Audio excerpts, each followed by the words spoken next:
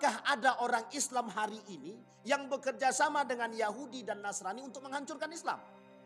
Ada apa tidak? Perbedaannya apa dengan yang dahulu? Nabi masih hidup.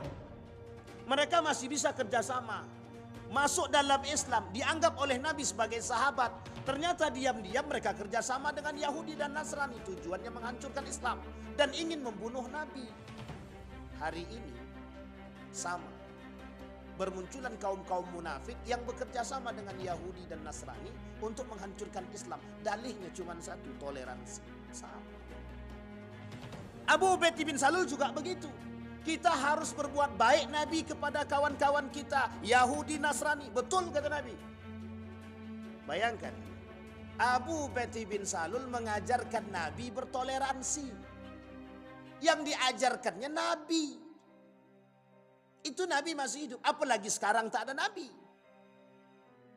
1000 kali ulama berbicara tentang toleransi sekalipun, mesti ada orang-orang yang mohon maaf dari kalangan kaum munafik yang tetap akan mengajarkan model-model toleransi yang baru. Sampai di sini paham Bapak Ibu? Nah, ini yang disebut dengan perang. Kita berperang melawan diri kita sendiri. Asyaddul jihad jihadul hawa. Berat sekali Bapak Ibu, melawan diri sendiri itu berat. Kita konversikan ke agama, musuhnya umat muslim yang paling berat adalah umat muslim itu sendiri.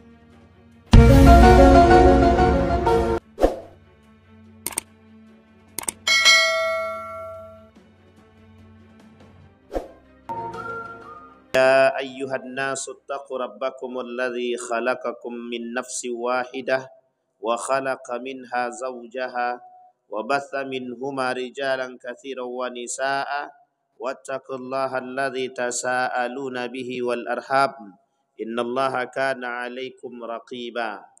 Wa qala Allah ta'ala ya ayyuhalladzina amanu taqullaha wa qulu qawlan sadida yuslih lakum a'malakum wa yaghfir lakum dhunubakum wa man yuti'illaha wa rasulahu faqad faza fawzan 'azima. Wa qala Allah ta'ala la yanhaakumullahu 'anil ladzina lam yuqatilukum fid din wa lam yukhrijukum min diyarikum an tabarruhum wa tuqsitu ilaihim innallaha yuhibbul muqsitin. Innama yanhaakumullahu 'anil ladzina qataluukum fid din wa akhrajuukum min diyarikum wa dhaharu 'ala ikhrajikum an tawallawhum wa man yatawallahum fa ulaika humuz zalimun. Shadaqallah. Puji syukur kehadirat Allah atas limpahan rahmat dengan mengucapkan alhamdulillahi rabbil alamin. Berselawat kepada Nabi dengan mengucapkan Allahumma salli ala Muhammad wa ala ali Muhammad fil alamina innaka hamidum majid. Bapak Ibu sekalian yang berbahagia, selalu kita bermunajat kepada Allah di subuh hari ini. Mudah-mudahan selalu dalam lindungan Allah. Mudah-mudahan selalu mendapatkan keberkahan dari Allah. Keluarga yang terjaga, keluarga yang istiqamah, keluarga yang baik insya-Allah, anak-anak yang saleh dan salehah yang selalu berada dalam ketaatan kepada Allah. Amin ya rabbal alamin. Orang tua kita yang telah mendahului kita Allah tempatkan di tempat terbaik di sisinya. Kemudian Allah terima amal ibadahnya. Bagi orang tua kita yang masih hidup, selalu kita mendoakan semoga selalu diberikan kesehatan, kekuatan, rezeki yang melimpah dan keberkahan. Amin ya rabbal alamin. Baik Bapak Ibu sekalian yang berbahagia, di subuh hari ini kita sudah mengkaji perang pemikiran sudah panjang kali. Sudah sangat panjang sekali. Bahkan perang pemikiran itu sudah nyata. Bapak Ibu sudah dilihatkan dengan keadaan. Tapi nampaknya mulai melemah. Kita mulai melemah. Kenapa kita katakan mulai melemah? Mulai dulu orang-orang mulai belum tahu tentang perang pemikiran itu. Mungkin bahasa perang pemikiran ini terlalu tinggi. Tapi lebih tepatnya orang-orang hari ini itu dengan perang pemikiran mungkin acuh saja. Mungkin karena namanya yang berat. Tapi Bapak Ibu sekalian yang berbahagia, yakinlah bahwa mereka kaum Yahudi dan Nasrani berabad-abad lamanya dalam sejarah, berabad-abad lamanya selalu akan melakukan apapun untuk bisa mendapatkan keinginan mereka. Maka seharusnya kita tidak pernah berhenti, jangan pernah capek untuk bertahan dalam kondisi yang serba mohon maaf, kadang menguntungkan dan kadang tidak menguntungkan. Tak salah ketika seorang founding father kita, seorang tokoh negara Republik Indonesia menuliskan dalam tulisan dia, Ketebuya Hamka itu, apapun akan dilakukan oleh orang-orang yang tidak suka dengan Islam untuk mendapatkan cita-cita dan mimpi mereka. Harusnya kita juga begitu. Apapun akan kita lakukan, meskipun taruhannya harus darah, meskipun taruhannya harusnya nyawa. Satu ketika seorang pemuda dititipkan oleh ibunya uang yang cukup besar, bukan kecil. Tapi dia simpan di salah satu tempat yang ada di dalam tas dia. Kemudian pemuda tersebut di tengah perjalanan, ketika naik bis di tengah perjalanan dirampok. Kemudian kata pemuda tersebut, oleh perampok tadi semua yang ada di dalam bis ditolong keluarkan. Keluarkan apa yang kalian miliki. Dikeluarkan oleh pemuda tadi. Kemudian pada giliran pemuda tersebut disampaikan oleh para penyamun tadi atau perampok tadi, keluarkan berapa yang kau miliki di dalam, berapa harta yang kau miliki hari ini yang kau bawa. Disampaikan dengan jumlah yang cukup besar. Apa kata pemuda tadi? Apa kata penyamun tadi? Jangan berbohong, kata dia. Aku tidak berbohong, betul. Sampai ditaruhkan, kata dia, jangankan pertaruhan ini, kata dia, nyawa pun akan aku berikan sekalipun demi kejujuran tadi. Mempertahankan satu nilai agama yang cukup dalam, sekalipun harus mempertaruhkan nilai agama. Itu contoh muslim yang sejati. Mempertaruhkan akidah sekalipun taruhannya nyawa. Sehingga apa yang terjadi? Melihat sosok pemuda yang begitu baik, melihat sosok pemuda yang begitu jujur, kepala perampok tadi ingin ketemu dengan pemuda tadi. Pada akhirnya kepala penyamun tadi bertobat dan masuk ke dalam Islam. Artinya apa? Jalan hidayah yang tidak diketahui oleh siapapun. Jalan hidayah yang tidak diketahui oleh siapapun yang Allah berikan. Bapak Ibu sekalian yang berbahagia, kembali kepada poin kita tentang perang pemikiran ini, tetap pada intinya Bapak Ibu, yang akan terus mereka lakukan terhadap kita adalah dengan dua dalih saja. Yang pertama toleransi, yang kedua hak asasi manusia. Ini terus akan mereka lakukan. Apapun itu akan tetap mereka lakukan untuk mendapatkan keinginan mereka dengan dua dalih ini. Yang pertama toleransi, yang kedua adalah hak asasi manusia. Mereka tak akan puas, tidak akan puas, dan tidak akan senang. Ditambah mohon maaf, ketika mulai umat muslim itu bersatu, sudah mulai itu mereka kalang kabut itu. Ketika nampak saja greget, ketika nampak saja satu ide, ketika nampak saja satu gerakan ingin menyatukan umat muslim, itu rasa kebencian dalam diri mereka tumbuh. Mereka sudah mulai ketakutan. Ketika Nabi, ada namanya Nabi Muhammad ini menyatukan 4 kelompok sekaligus. Dan kelompok 4 ini itu terdapat di dalam Madinah, Yasrib. Yang keempat-empat ini setiap tahunnya selama 120 tahun lamanya itu berantem tak pernah akur. Di Madinah itu berantem tak pernah akur. Saya sebut namanya, ada namanya kaum Aus dan Khazraj.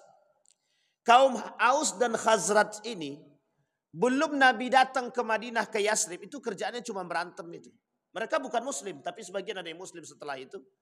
Dan mereka sebagian mendengar kedatangan Islam, mereka berislam. Itu Aus dan Khazraj itu tidak pernah akur 120 tahun lamanya. 120 tahun lamanya nggak pernah akur. Dan di Madinah itu mereka punya konco arek. Tahu Bapak Ibu konco arek kan?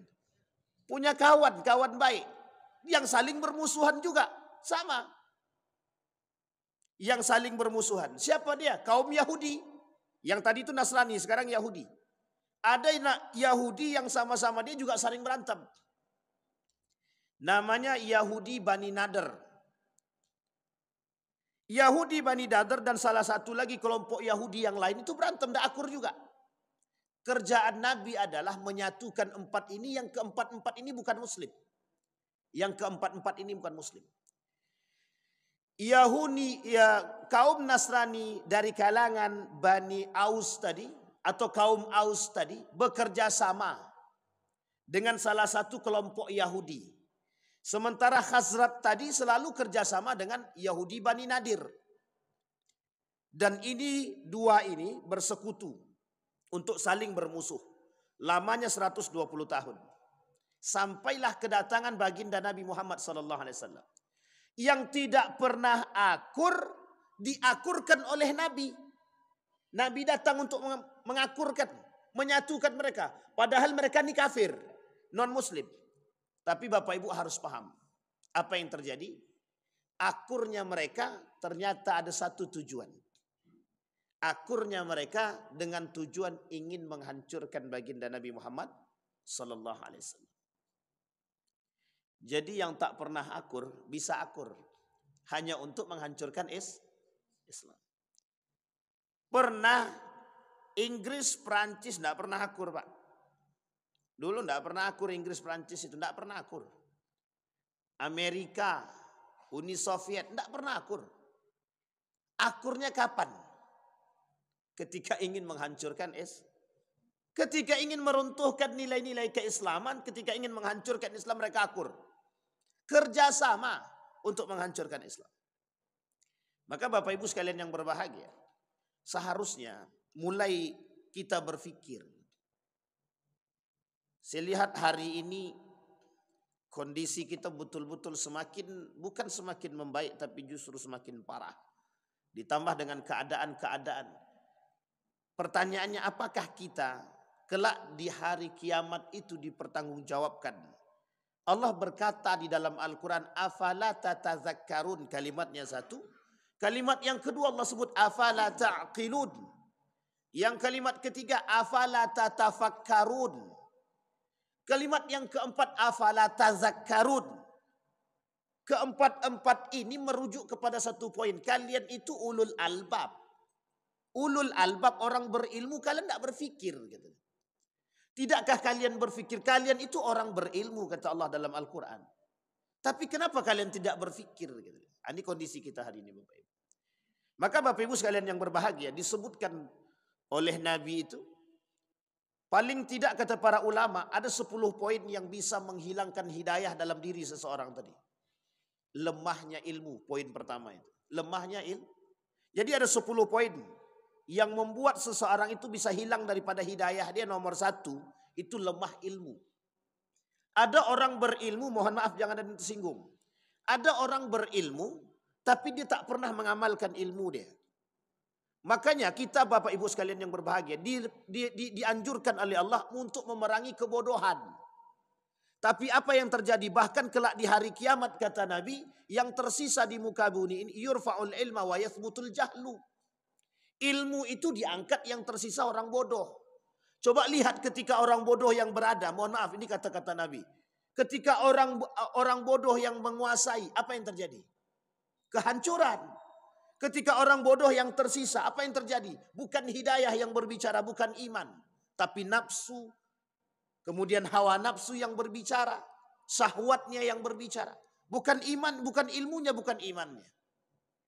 Maka Bapak Ibu sekalian yang berbahagia, tak salah ketika Nabi mengatakan Orang yang tersisa itu kelak adalah orang-orang yang bodoh. Orang yang bodoh di sini ada dua paling tidak. Satu yang memang tidak mengerti. Yang kedua mengerti tapi pura-pura mengerti. Maaf, tidak mengerti tapi pura-pura tidak berilmu tapi pura-pura berilmu. Nah, ini yang paling berbahaya yang mana? Nomor satu atau nomor dua? Yang berilmu atau pura-pura berilmu? Yang bodoh atau yang pura-pura berilmu? Yang paling berbahaya itu yang nomor dua. Kalau bodoh dia tahu kita dibodoh. Tapi kalau pura-pura berilmu, kita tak tahu dia betul-betul berilmu atau tidak. Tapi orang-orang bisa terpedaya dengan kalimat tersebut. Bisa terpedaya dengan pura-pura tersebut. Maka Bapak Ibu sekalian yang berbahagia, kembali kepada poin kita.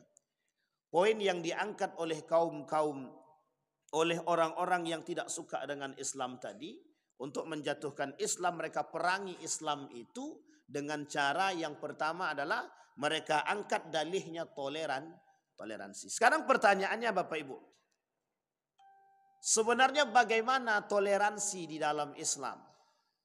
Ini yang kemudian ingin kita angkat pagi ini Bapak Ibu. Apa sebenarnya? Bagaimana model toleransi dalam Islam itu? Sebelum kita sampai ke sana Bapak Ibu sekalian yang berbahagia, saya ingin coba angkat satu. Ada poin penting yang tidak pernah kita ketahui dan mungkin kita lupakan. Bapak Ibu harus paham itu, namanya piagam. Piagam bukan Jakarta. Ini piagam Madinah namanya. Piagam Madinah itu hari ini mulai dilupakan. Karena di dalam piagam Madinah itu banyak sekali poin. Ada 47 poin. Saya tak sampaikan 47, tenang. Saya cuma sampaikan 5 poin utama ada saja. Daripada piagam Madinah itu. Piagam Madinah ini merujuk kepada 4 kelompok besar tadi. Aus, Khazraj, Bani Nadir, dan ada satu lagi saya lupa nama dia. Yahudi Bani Qainuqa.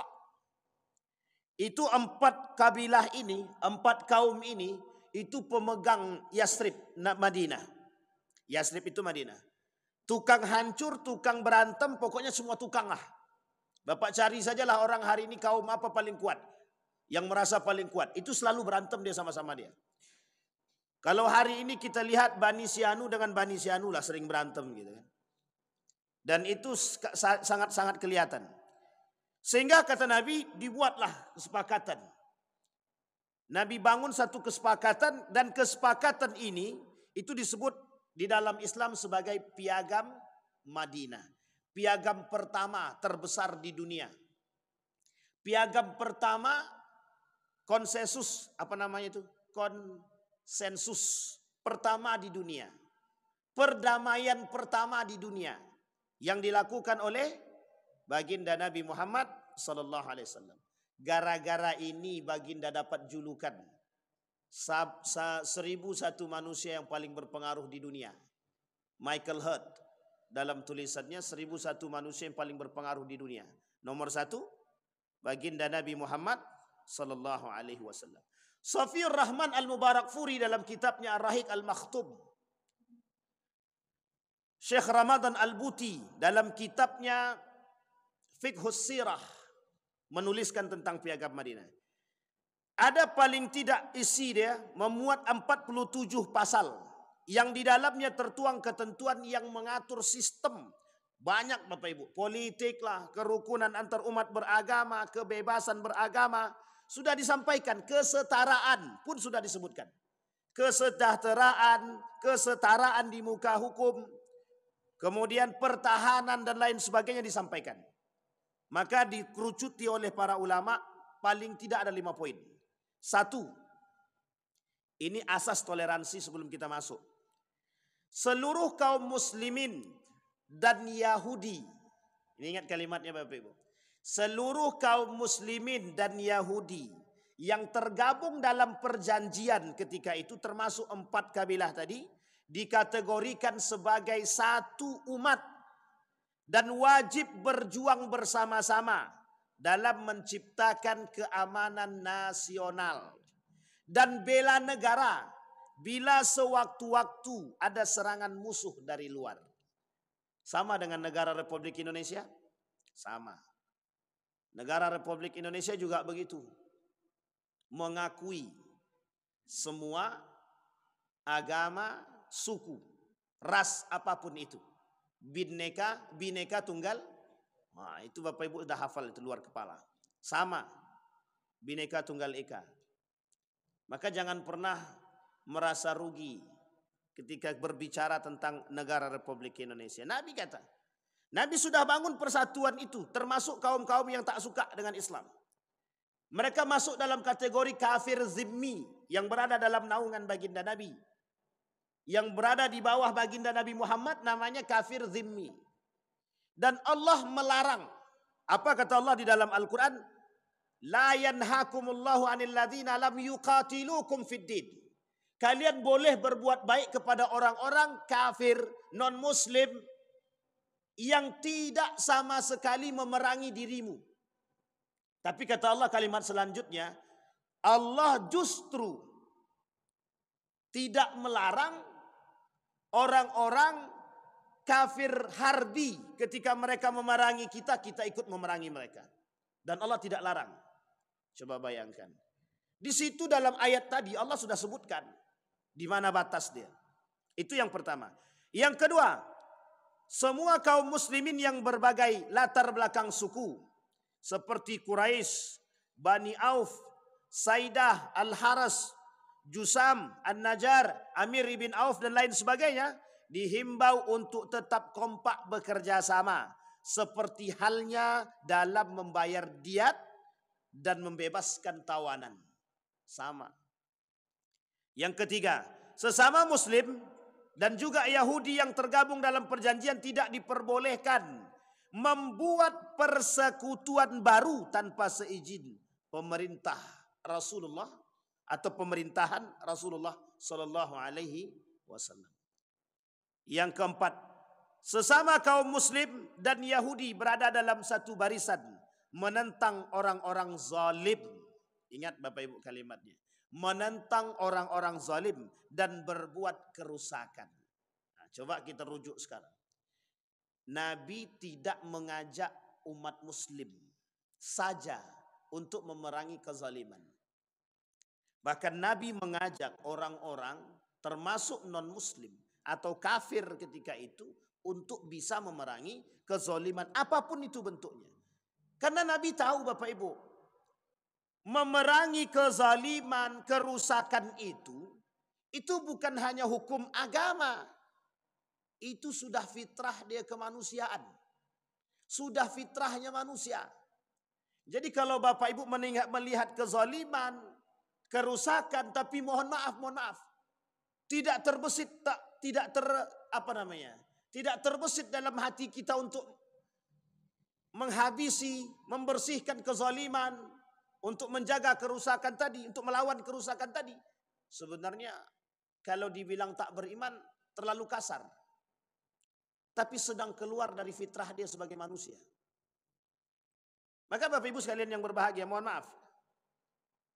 Yang paling nampak hari ini oleh kita adalah ketika kerusakan yang dilakukan oleh umat muslim itu sendiri, kita tak sanggup tuh. Kita tak sanggup. Untuk mencegahnya kita tak sanggup, melawannya apalagi. Yang terjadi apa? Diam. Maka kalau kita diam, itu adalah bentuk mereka akan mengambil. Diamnya umat muslim berarti mengamini perbuatan yang rusak.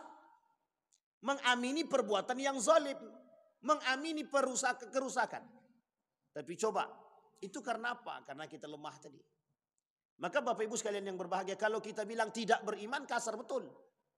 Tapi kalau kita katakan sedang keluar daripada fitrah dia, mungkin. Tapi pada hakikatnya seorang muslim yang tidak bisa mencegah kezaliman dan kerusakan, mereka sedang du'aful iman. Apa maksudnya du'aful iman? Lemahnya iman. Dan itu yang terjadi hari ini. Umat muslim itu banyak, imannya lemah. Tidak usah tersinggung Bapak Ibu. Kenapa saya katakan tak usah tersinggung? Karena kita berkewajiban.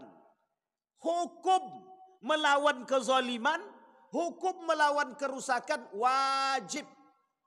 Tidak ada toleransi terhadap itu. Wajib.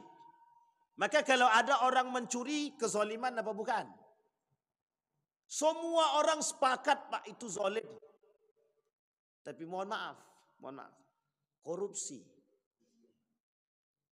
Siapa yang diam? Siapa yang mendiamkan?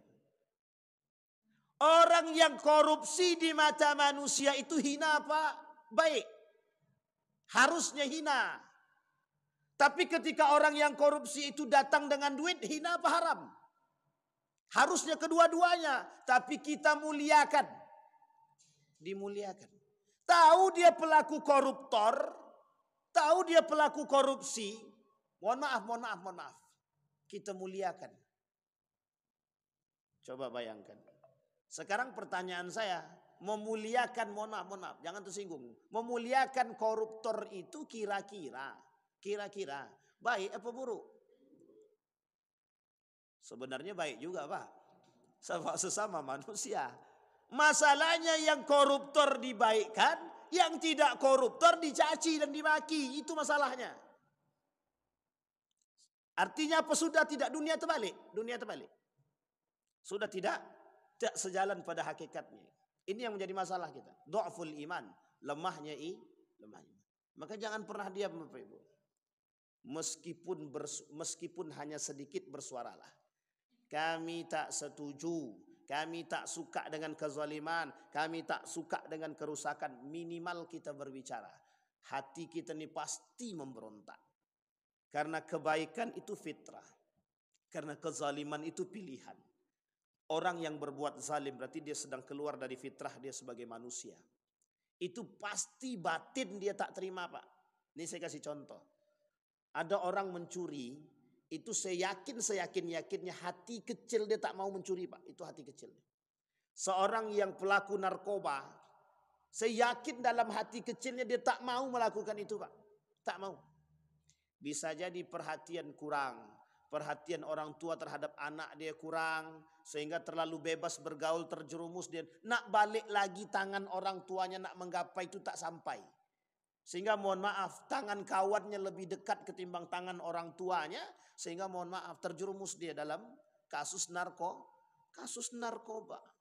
Tapi sejahat-jahatnya manusia Bapak Ibu, dalam hati mereka ada namanya hati kecil yang selalu menunjang kebaikan. Itu mesti. Hanya saja dia berada di lingkungan yang mana. Kuat yang baiknya apa kuat yang buruknya, itu saja yang menjadi masalah. Baik, yang kelima kata Nabi. Dalam piagam Madinah tadi. Madinah adalah kota suci.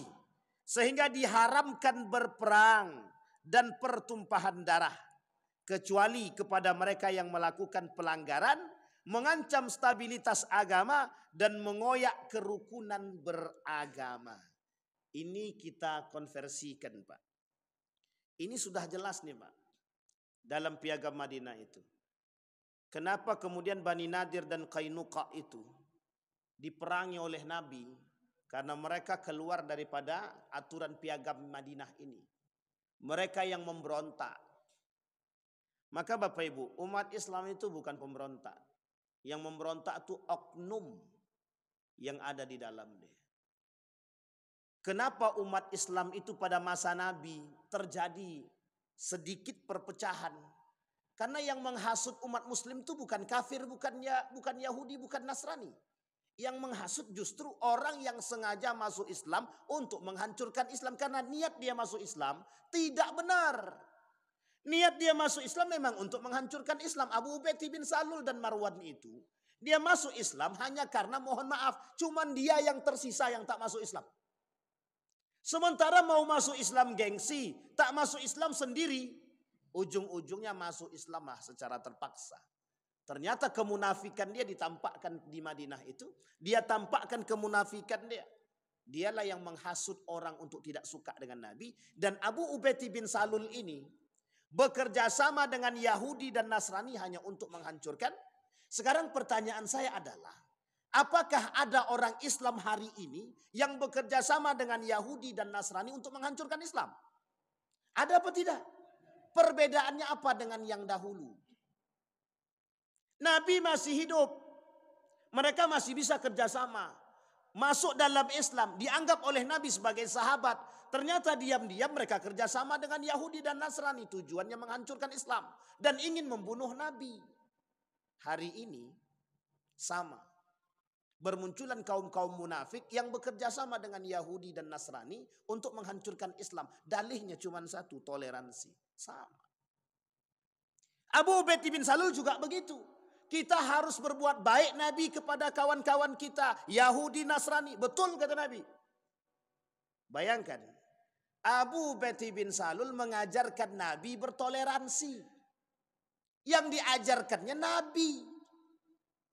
Itu Nabi masih hidup. Apalagi sekarang tak ada Nabi. 1000 kali ulama berbicara tentang toleransi sekalipun, mesti ada orang-orang yang mohon maaf dari kalangan kaum munafik yang tetap akan mengajarkan model-model toleransi yang baru. Sampai di sini paham Bapak Ibu? Baik, ini yang disebut dengan perang. Kita berperang melawan diri kita sendiri. Asyaddul jihad jihadul hawa. Berat sekali Bapak Ibu, melawan diri sendiri itu berat. Kita konversikan ke agama, musuhnya umat muslim yang paling berat adalah umat muslim itu sendiri. Kalau kafir kita nampak Bapak Ibu, Yahudi kita tahu, Nasrani kita tahu yang punya misi menghancurkan kita, kita nampak. Sekarang kalau mereka yang berada di antara kita, tahukah kita dia musuh kita atau tidak? Manusia yang bermuka dua, manusia yang mencari kepentingan, manusia yang cari keuntungan, dibalik mohon maaf, dibalik persatuan dia dengan kita, ternyata dia punya misi yang lain, dia punya keinginan yang lain. Ini yang disebut dengan perang. Ini yang disebut dengan membunuh menikam dari belakang. Kawan sendiri Pak, muslim. Maka berat Bapak Ibu. Nah Bapak Ibu sekalian yang berbahagia, sekarang kita masuk Bapak Ibu. Sebenarnya bagaimana toleransi dalam Islam itu? Yang pertama itu dulu. Toleransi di dalam Islam itu dia Allah atur di dalam surat Al-Mumtahanah ayat 8 sampai 9. La yanhakumullahu 'anil ladzina lam yuqatilukum fid din wa lam yukhrijukum min diyarikum an tabarruhum wa tuqsitu ilaihim innallaha yuhibbul muqsitin kata Allah. Kata Allah, Allah tidak melarang kamu untuk berbuat baik kepada orang kafir, non-muslim, Yahudi, Nasrani, Buddha, Hindu, Kongfucu, dan lain sebagainya. Semua agama yang lain, Allah tak pernah larang kalian berbuat baik dengan mereka. Tak pernah larang. Allah tak pernah larang kita untuk berbuat baik dengan mereka. Tetangga kita non-muslim tak makan, wajib kita kasih makan, wajib. Ini hukum kemanusiaan. Jadi masuk surga itu bukan hukum agama saja, kemanusiaan masuk. Makanya hablum minan nas penting. Bapak Ibu hablum minallahnya tinggi, hablum minan nasnya lemah, jangan mimpi masuk surga. Mimpi boleh. Sampai di sini paham Bapak Ibu? Non-muslim, sekalipun non-muslim. Tapi dia selalu mencaci maki saya Bapak Ibu, suap dia. Kasih suap makan maksud saya. Nanti lama-lama berubah dia. Lama-lama berubah. Yang tadinya mencaci kemudian masuk Islam. Kan kita tak tahu hidayah dari tangan siapa. Siapa tahu dari tangan Bapak Ibu semua. Tetapi sebaliknya kata Allah, innama yanhakumullahu 'anil ladzina qataluukum fid din. Tapi Allah membolehkan kita untuk memerangi orang yang memerangi kita. Orang yang memerangi kita. Umirtu an uqatilan nas kata Nabi. Aku diperintahkan untuk memerangi mereka. Siapa? Orang-orang yang memerangi kami. Sekarang pertanyaannya, kita diserang dengan pemikiran, tapi kita diam aja. Kalau perang dengan senjata kami siap Ustadz. Itu masalahnya. Hari ini bukan berperang dengan senjata. Tapi berperang dengan pendidikan, perang pendidikan. Berperang dengan akhlak, berperang dengan ekonomi, berperang dengan segala hal. Kita berperang. Kalau kita diam saja, habis kita Bapak Ibu. Maka semua yang bertolak belakang, terkhusus dalam urusan pendidikan. Segala sesuatu yang bertolak belakang, apapun itu, nilainya apapun itu, kebijakannya apapun itu, yang bertolak belakang dengan syariat Islam, dengan nilai-nilai agama, kita harus tolak. Jangan pula kita yang ikut, terpaksa ya Pak Ustadz. Gimana lagi? Nah, ini kalimat kita hari ini Pak. Terpaksa ya, gimana lagi? Inilah yang membuat kita lemah kadang-kadang. Terpaksa, mau gimana lagi? Tapi coba bayangkan, mohon maaf Bapak Ibu. jika ada satu kebijakan bertolak belakang dari nilai-nilai agama. Kompak orang-orang yang berislam, orang-orang mukmin sadar mereka tolak. Apa yang terjadi? Kalaulah mereka satu orang yang menolak tak punya pengaruh Bapak Ibu. Tapi kalau yang menolak itu lebih daripada 10, kira-kira berpengaruh atau tidak? Sangat berpengaruh. Sama. Ketika kezaliman dilakukan yang nolak satu orang biasa aja. Tapi kalau yang nolak satu kampung, mau mereka lakukan? Enggak. Makanya Bapak Ibu, apa dampaknya situ? Kekompakan, persatuan. Nah, ini masalahnya. Makanya kalau ketika ada kebijakan, tapi yang nolak cuma satu orang, nampak kali lemahnya kita. Nampak sekali kalau kita lemah, kita tampakkan. Maka kata Allah, orang-orang tersebut masuk dalam kategori faulaika humuz zalimun. Orang-orang seperti itu kata Allah adalah orang-orang yang zalim. Maka sekarang apa bentuk toleransi merujuk kepada ayat tadi? Bentuk toleransi atau berbuat baik dalam Islam. Yang pertama, Islam mengajarkan menolong siapapun, baik orang miskin maupun orang sakit. Orang miskin dia, orang kaya dia, orang sakit dia, orang sehat dia. Fi kulli kabidin ratbatin ajrun. Islam mengajarkan setiap dari perbuatan baik umat manusia itu kepada saudara dia, meskipun muslim ataupun non muslim, kaya ataupun miskin. Sekarang kita berbuat baik sama orang kaya apa miskin? Jujur. Berbuat baiknya sama yang kaya apa yang miskin? Sama yang kaya itu apa-apa. Sama yang kaya itu gimana maksudnya itu? Jadi Bapak Ibu paham ya maksud saya. Kalau yang datang itu tadi saya nak kasih. Kalau yang datang anggota dewan, karpet merah pun disediakan. Apa nak makan? Si Anu tuh datang, tolong adek cari, pergi ke pasar, beli A, B, C, D. Si Anu mau datang. Disediain Pak, makanan Pak. Apapun makanannya ada, sampai mubazir, sampai tafsir sekalipun Pak. Mohon maaf. Kita memuliakan orang yang melakukan tafsir, orang yang melakukan mubazir. Dia makannya sedikit, tapi kita kasih banyak, dia makan sedikit. Sisa Pak, mubazir apa tidak? Coba bayangkan Pak, ini dalam kehidupan kita kesehari-harian. Mohon maaf, jangan ada tersinggung. Ketika kita melakukan syukuran apapun itu bentuknya, tengok baik-baik.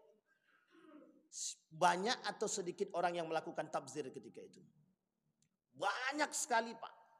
Satu sisi kita melakukan syukuran besar-besaran, yang makan orang umat muslim berbahagia, tak ada salah.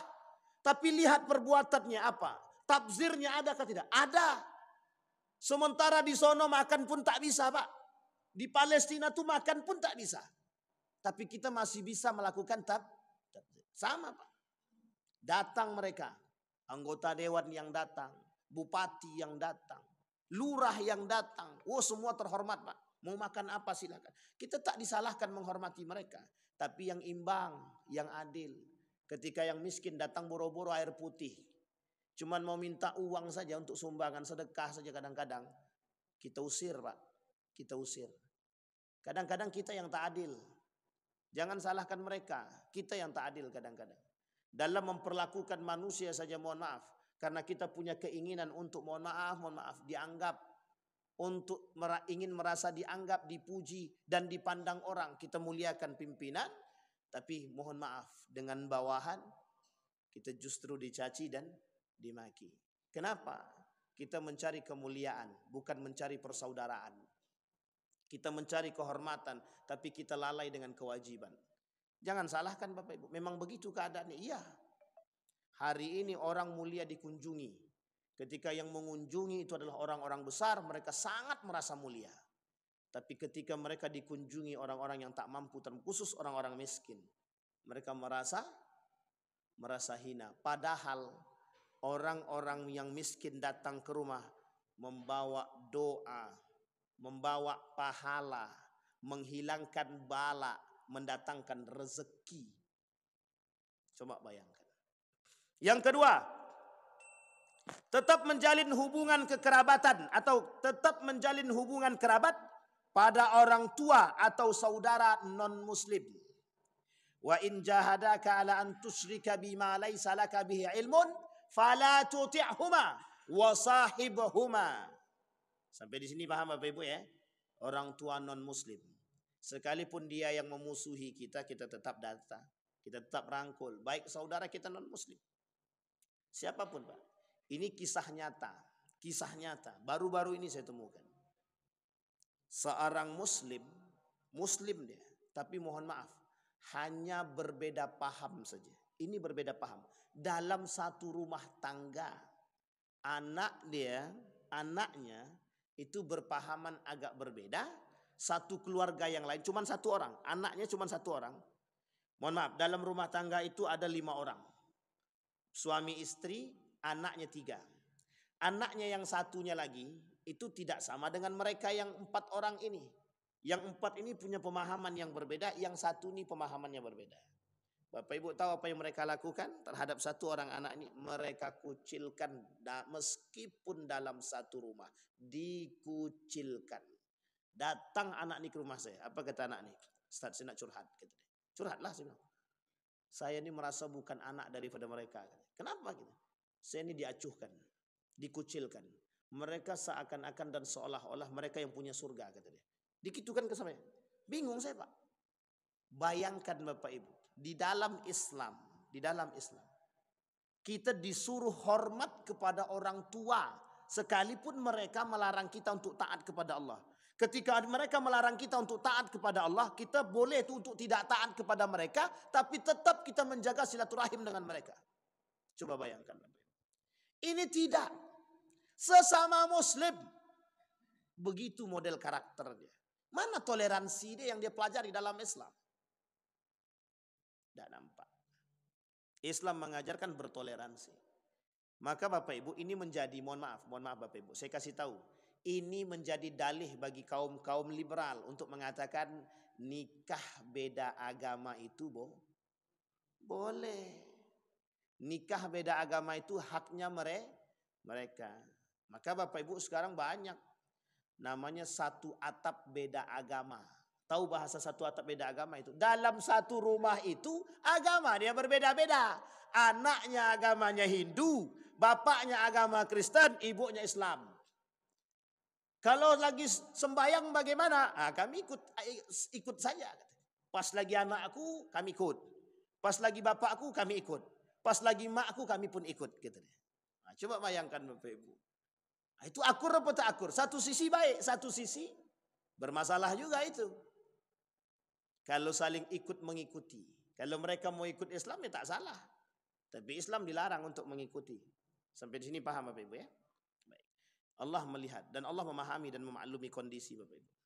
Yang ketiga, boleh memberi hadiah kepada non muslim. Nabi selalu dapat hadiah Bapak Ibu, sering dapat hadiah dari non muslim. Ketika Nabi dikasih, Nabi tahu yang dikasih itu adalah hal yang baik, Nabi makan bersama para sahabat. Nabi makan bersama para sahabat. Nabi suruh. Mesti muncul pertanyaan kemudian, berarti kalau kami dikasih makan sama orang kafir gimana Ustaz? Mesti pertanyaan itu muncul. Kenapa? Ya karena kami bertetangga Pak Ustaz dengan kafir. Kami bertetangga dengan orang Nasrani. Kalau mereka kasih kami makan bagaimana? Pertanyaannya adalah Anda yakin dengan apa yang mereka berikan? Tahu kebersihan yang mereka lakukan? Dan lain sebagainya sampai ke dalam. Kalau Anda yakin tidak ada masalah. Tapi yang dikasihkannya cuma roti Ustaz. Itu ambillah kalau tahu roti tadi. Kecuali roti tadi pizza. Tolak. Tahu maksud saya Bapak Ibu kenapa ditolak kan? Tapi kan dikasih orang Pak Ustaz, pandai-pandailah.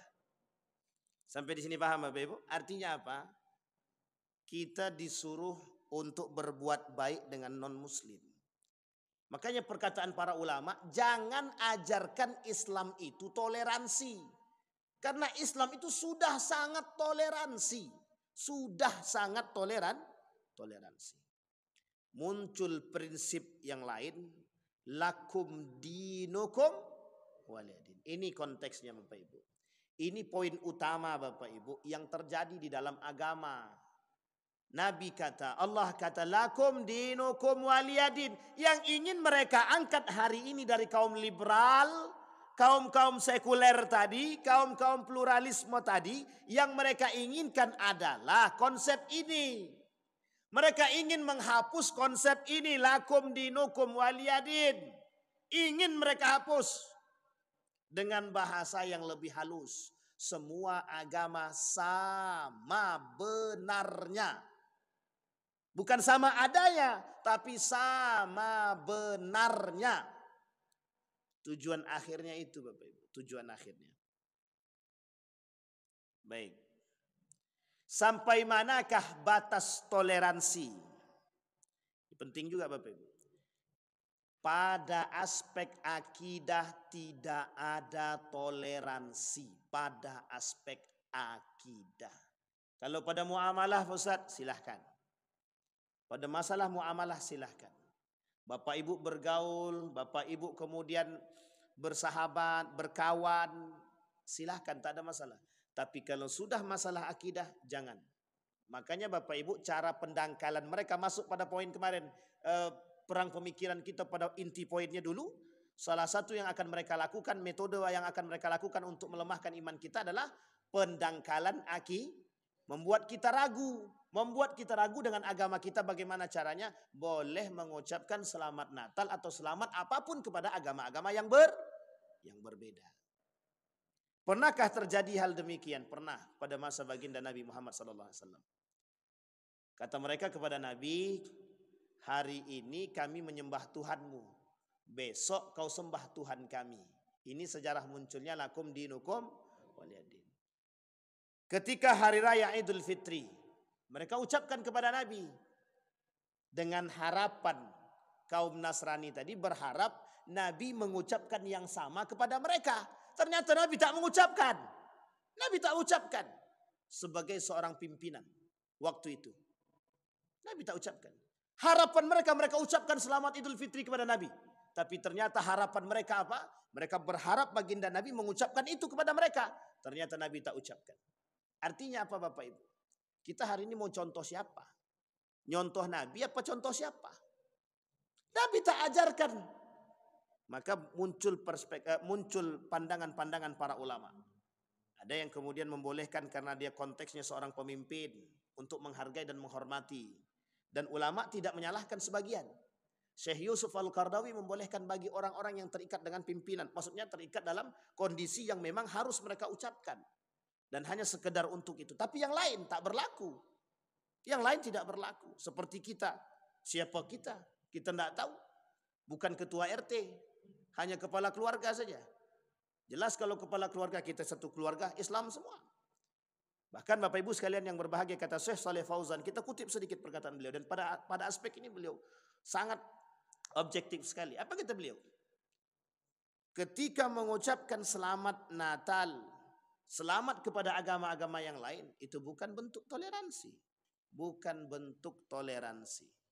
Maka batasannya apa? Akidah. Maka jangan bermain dengan akidah Pak. Akidah tidak bisa. Tidak bisa adanya toleransi dalam akidah. Tidak bisa. Tidak bisa. Makanya sinkritisme tidak dibenarkan dalam Islam. Sekalipun dia sudah masuk Islam. Kalau dia sudah bersyahadat. Dia terikat dengan hukum-hukum keislaman. Tak boleh lagi.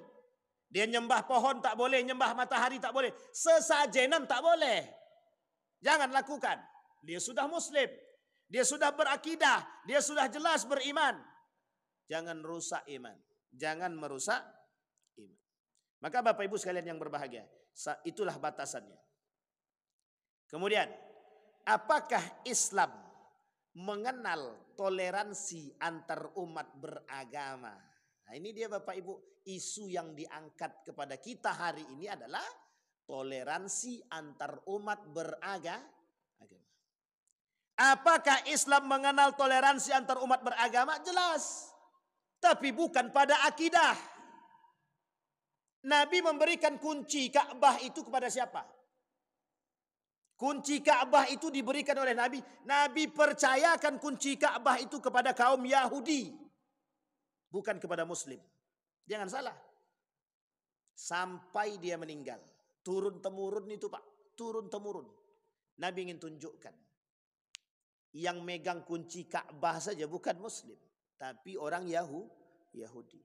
Kurang toleransi apa Nabi? Agama Islam tidak dibenarkan memerangi agama lain, tak dibenarkan. Kalaupun ada itu pasti oknum. Pasti oknum.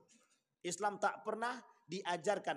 Kita umat muslim tidak dibenarkan memerangi orang lain, agama yang lain, kecuali mereka memerangi kita. Itu konsepnya. Maka kalimatnya di dalam hadis Nabi, umirtu an uqatilan nas. Bertahan, kalau diperang baru merang. Tapi di situ Nabi tak kata umirtu an aqtulan nas. Aku diperintahkan untuk membunuh manusia, tak. Tapi dikatakan aku diperintahkan untuk menyerang mereka kalau mereka menyerang kita. Ini yang penting Bapak Ibu, yang harus kita pahami. Kadang-kadang orang salah paham. Ini konteksnya. Berarti Islam itu mengajarkan toleransi antar umat beragama. Berarti kalau mereka ibadah kita jaga. Oke, tak ada masalah. Tapi harus adil. Harus adil. Mereka yang beribadah kita jaga. Kalau kita ibadah, harus diapakan? Harus sama. Perlakuannya tidak boleh beda. Oleh siapapun. Maka kebijakan tidak boleh tumpang tindih. Sama non muslim dia kasih kebaikan, sama kita mohon maaf mereka berlepas diri. Ana bari'um minkum. Aku berlepas diri daripada perkara kalian. Tidak bisa Pak. Makanya mohon maaf. Tak salah ketika ada seorang founding father kita berkata seperti yang dikatakan oleh Buya Hamka. Nampak agak sedikit apa kata Buya Hamka dalam bahasa itu? Kalau bahasa saya buat bahasa saya itu, sepertinya Islam sedang diarahkan kepada pengkerdilan, pengucilan. Jadi Islam itu dipandang sebelah mata. Kenapa? Karena mereka mayoritas. Mayoritas sebisa mungkin harus apa? Harus berbuat baik kepada minoritas. Tak ada masalah, itu penting. Mayoritas berbuat baik kepada minoritas memang begitu, memang begitu. Tapi mayoritas bukan berarti dilemahkan dan direndahkan oleh minoritas. Itu penting Bapak Ibu. Jangan sampai jangan sampai terjadinya tidak adilnya antara dua belah pihak. Nabi itu memuliakan kaum muhajirin dan Nabi sangat memuliakan kaum ansor. Bahkan kata Nabi, kaum ansor yang bisa memberikan tempat kepada kaum muhajirin, kalian bersamaku di surga. Sehingga turun Pak dalam surat At-Tahrim, dalam surat Al-Hasyr tentang kemuliaan kaum ansor, Allah sebutkan di situ Pak, di dalam Al-Quran tadi. Karena kaum ansor ini sangat menyayangi kaum muhajirin. Nabi buat, makanya Madinah itu terkenal dengan peradaban. Peradaban baru muncul, yang baru muncul tapi kemudian menjadi pusat perhatian dunia. Yang disebut dengan masyarakat madani. Baik Bapak Ibu sekalian yang berbahagia. Islam mengajarkan toleransi ataukah tidak? Jelas. Islam pasti mengajarkan toleransi. Tapi Islam mengatakan dalam konsep akidahnya, semua agama sama, salah. Semua agama itu sama, kata Islam itu salah. Yang benar, innad dina indallahil Islam. Baik Bapak Ibu sekalian yang berbahagia, ada pertanyaan Bapak Ibu? Ini berat nih Ustaz pertanyaannya. Oh ya silakan Bu.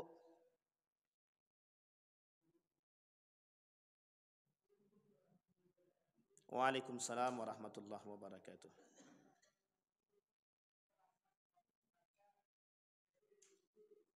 Kenapa Bu? Oke.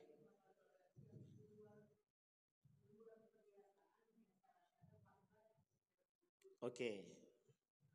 Bawa lah nama kayak itu. Karena waktu itu masa Presiden Gus Dur, Imlek itu diliburkan. Betul.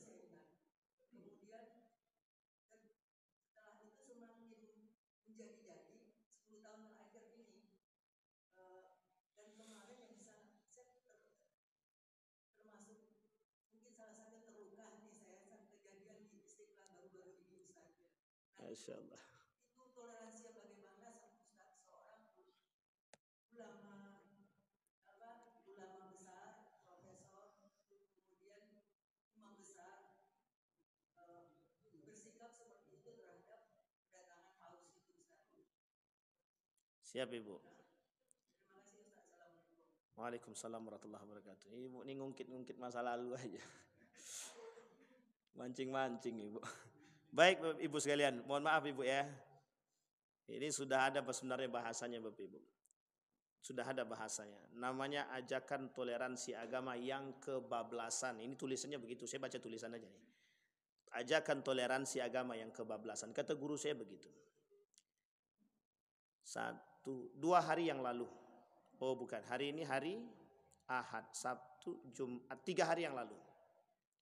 Kami duduk bersama guru saya, pimpinan pusat Muhammadiyah, Majelis Tablik, Dr. Fathur Rahman Kamal, yang ketika itu juga dihadiri oleh Ustadz Adi Hidayat. Banyak yang bertanya tentang demikian. Ketika bertanya tentang seperti yang pertanyaan Ibu tadi, ini konsep toleransi apa? Ini konsep toleransi apa? Maka disampaikan sama beliau. Dalam perkataan beliau dikatakan, toleransi yang kebablasan. Ketika itu beliau. Tapi kita perlu angkat Bapak Ibu, kita perlu katakan begini. Yang pertama yang perlu kita pahami adalah, apa hukumnya mencium kepala non-muslim? Ini konteks ini dulu satu-satu. Dia banyak persoalan yang kita harus adil dalam itu. Berjabat tangan, mencium tangan, berpelukan dengan non-muslim yang mereka tidak memerangi kita, itu tidak dipermasalahkan dalam Islam. Termasuk harus mencium kepala, karena itu masuk bagian daripada tradisi. Di dalam tradisi Arab itu biasa cipika-cipiki itu biasa. Cuman jangan dibuat di sini, dikira kita homo nanti. Itu satu Ibu ya. Baik, ini harus dipahami. Pertanyaannya adalah di mana dan siapa dan seperti apa dan dalam hal apa? Ini pertanyaannya Bapak Ibu. Oke Bapak Ibu sekalian yang berbahagia. Maka Bapak Ibu, saya katakan tadi, hari ini kita disuruh mengamini perbuatan yang tidak sesuai dengan ajaran agama kita. Maka kacamata kita memandang adalah, kacamata yang kita gunakan adalah kacamata keadilan. Ketika pada konsep itu silahkan tidak ada masalah. Tetapi yang menjadi masalah adalah bagaimana dan di mana dan tempatnya seperti apa dan dalam acara apa. Sekarang saya rujuk. Apakah mereka melakukan hal yang sama dengan saudara sesama muslim? Itu pertanyaan kita kembali. Bapak Ibu sekalian yang berbahagia, konsep ini disebut dengan tasyabbuh. Man tasyabbaha biqaumin fahuwa minhu. Orang yang menyerupai orang kafir sama dengan orang kafir. Maka Bapak Ibu, salah satu penyebab nawaqidul Islam yang merusak Islam, yang merusak keislaman seseorang itu adalah tasyabbuh. Apa maksud tasyabbuh tadi? Kita mengikuti perbuatan mereka, dan ada yang kedua, menyenangi atribut mereka dan menyayangi mereka dalam konteks mohon maaf, dalam konteks apa? Dalam konteks mereka tidak senang kepada kita tapi kita menyenangi mereka. Ini pertanyaannya. Dan itu yang disalahkan. Namanya tasyabbuh. Melakukan hal demikian. Maka kita hari ini dipaksakan untuk mohon maaf seperti kejadian itu. Itu jelas itu. Dipaksakan untuk mengamini, membenarkan perbuatan yang salah. Kita yang umat muslim yang sadar jangan melakukan. Apa yang harus kita lakukan? Tolak. Setidaknya hati kita mengatakan kita tidak setuju. Itu yang pertama, Bu. Yang kedua. Apa dampak daripada perbuatan tadi? Yang harus Bapak Ibu lihat adalah bukan masalah itunya, tapi bagaimana keberhasilan mereka memerangi, merendahkan dan melemahkan akidah dan iman kita. Ingat Bapak Ibu, konsep yang tersembunyinya ya, misinya adalah pendangkalan akidah. Di masjid mereka bisa buat demikian. Di masjid mereka bisa buat demikian. Pertanyaannya adalah, apakah masjid ini simbol kemuliaan? Disebutkan oleh Nabi. Umar bin Khattab, kenapa dia tak mau sholat di dalam gereja? Kenapa Umar tidak mau sholat di dalam gereja? Alasan Umar cuma satu. Kalau aku masuk ke dalam gereja, kata Umar, sholat di dalam, maka semua sahabat-sahabatku akan membenarkan perbuatanku. Dan mereka akan mengikuti. Dan Umar menjaga kehormatan para sahabat. Tapi Umar tidak mau menyakiti hati mereka. Tapi Umar sholat di depannya. Artinya apa? Masih di pelataran. Umar sholat di situ menghargai hati para sahabat dia. Tapi Umar sholat di situ untuk menghargai hati kaum kafir. Ini batasan yang sudah jelas. Yang dilarang itu batasan toleransi pada akidah. Kenapa Umar tak masuk? Itu alasannya. Tapi sekarang kita dipaksakan. Masuklah sana. Kan gitu. Yang kedua. Ada pada kondisi-kondisi tertentu.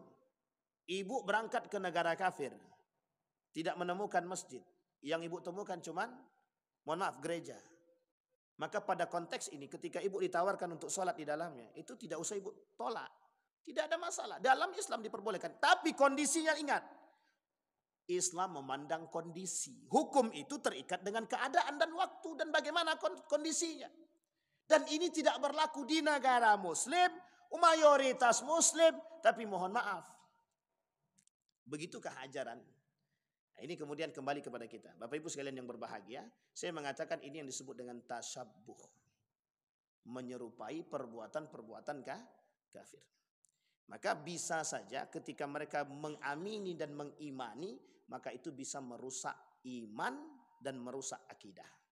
Itu poinnya Bu, yang pertama. Yang kedua, poin yang kedua, daripada perbuatan seperti itu, kita yang sadar yang harus menjaga diri. Jangan sampai terjerumus dalam pendangkalan akidah.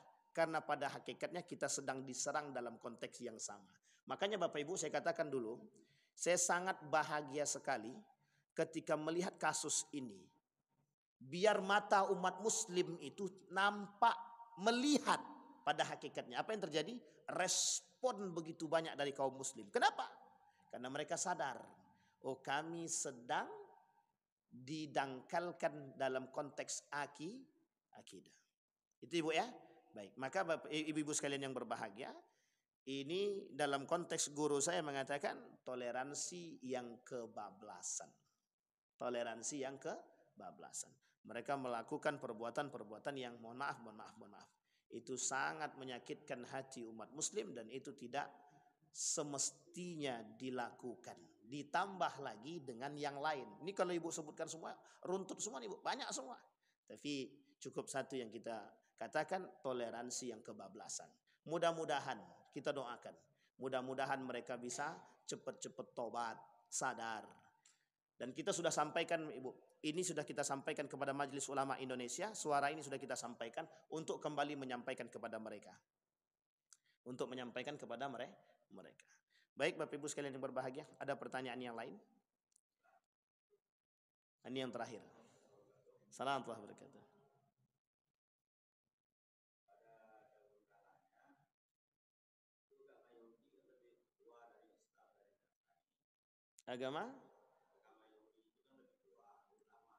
Agama Yahudi lebih tua, lebih lama.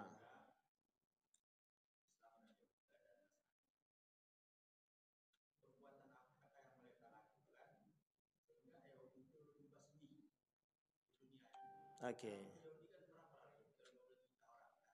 Betul.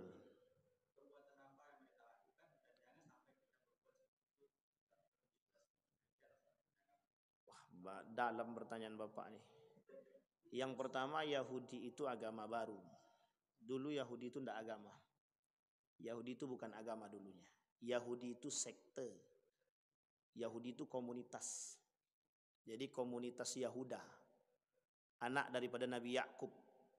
Namanya Yahuda, punya pengikut. Nah, disebutlah pengikut ini Yahudi. Dan itu bukan pada generasi Yahuda. Itu pada generasi tiga generasi setelah Yahuda. Barulah kemudian pada masa Nabi Isa itu bermunculan orang-orang yang menganggap Yahudi ini agama. Tetapi di dalam Al-Quran sudah disebutkan. Innaka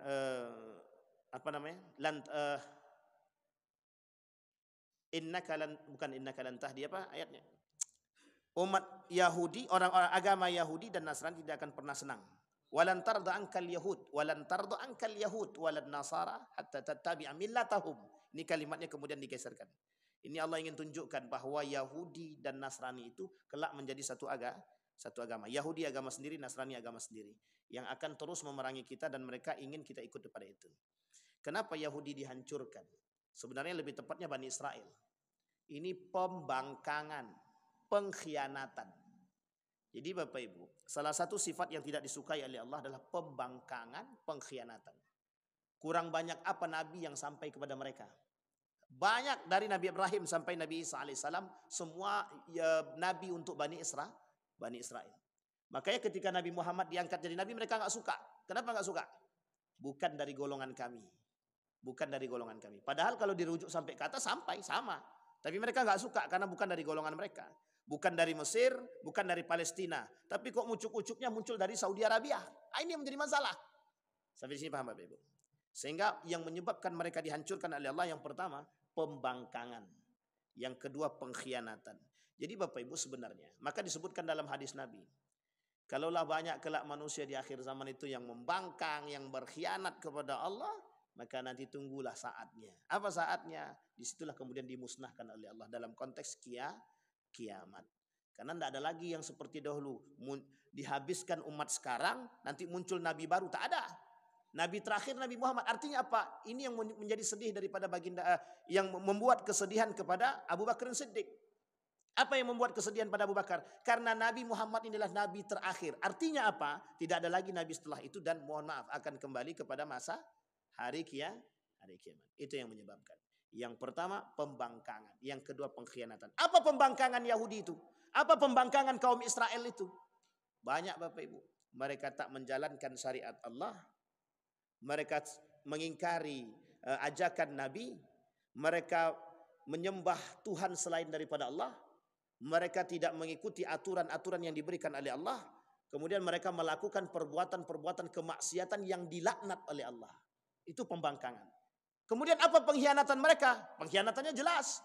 Dua yang mereka khianati. Allah dan Rasulnya. Jadi Bapak Ibu kalau ada umat muslim hari ini membangkang kepada Allah, ya mohon maaf. Makanya mohon maaf Bapak Ibu. Kelak di hari kiamat itu orang yang mukmin itu tidak ada. Yang ada hanya orang-orang munafik dan kafir. Pengkhianat atau tidak? Pengkhianat. Pembangkang atau tidak? Pembangkang. Semua berkhianat kepada Allah, membangkang kepada Allah dan Rasulnya, berkhianat kepada Allah dan Rasulnya. Barulah kemudian Allah musnahkan, Allah hancurkan. Terjadi yaumas sa'ah, hari kiamat. Oke Bapak Ibu sekalian yang berbahagia. Artinya kita harus menjauhkan sifat pembangkangan dan pengkhianatan kepada Allah. Itu yang harus kita lakukan Bapak Ibu. Insya Allah mudah-mudahan pada pertemuan yang akan datang, kalau kita ketemu lagi, biiznillah dengan izin Allah kita sampaikan bagaimana cara mengangkat kembali peradaban Islam yang mulai surut. Insya Allah kita cari cara-cara yang baik, apa yang harus kita lakukan agar bisa membangkitkan kembali peradaban Islam. Saya kira itu saja, mudah-mudahan bermanfaat bagi kita semua. Kita berdoa kepada Allah. A'udzubillahi minasyaitonirrajim. Bismillahirrahmanirrahim. حمد الشاكرين حمد النائمين حمد يوافي نعمه ويكافئ مزيده يا ربنا لك الحمد كما ينبغي لجلال وجهك الكريم وعظيم سلطانك اللهم صل على محمد وعلى آل محمد في العالمين إنك حميد مجيد اللهم فقهنا في الدين وعلمنا التأويل اللهم فقهنا في الدين وعلمنا التأويل اللهم انفعنا بما علمتنا وارزقنا علوما تنفعنا في الدين والدنيا والآخرة اللهم أعدنا على ذكرك وشكرك وحسن عبادتك اللهم اجعل القرآن العظيم ربيع قلوبنا ونور صدورنا وجلاء أحزاننا وذهاب همومنا وغمومنا اللهم انصرنا اللهم انصر إخواننا المجاهدين في فلسطين وفي غزة وفي كل مكان اللهم دمر اليهود اللهم أهلك الكفرة والمبتدعة والمشركين أعداءك أعداء الدين ربنا آتنا في الدنيا حسنة وفي الآخرة حسنة وقنا عذاب النار والحمد لله رب العالمين السلام عليكم ورحمة الله وبركاته.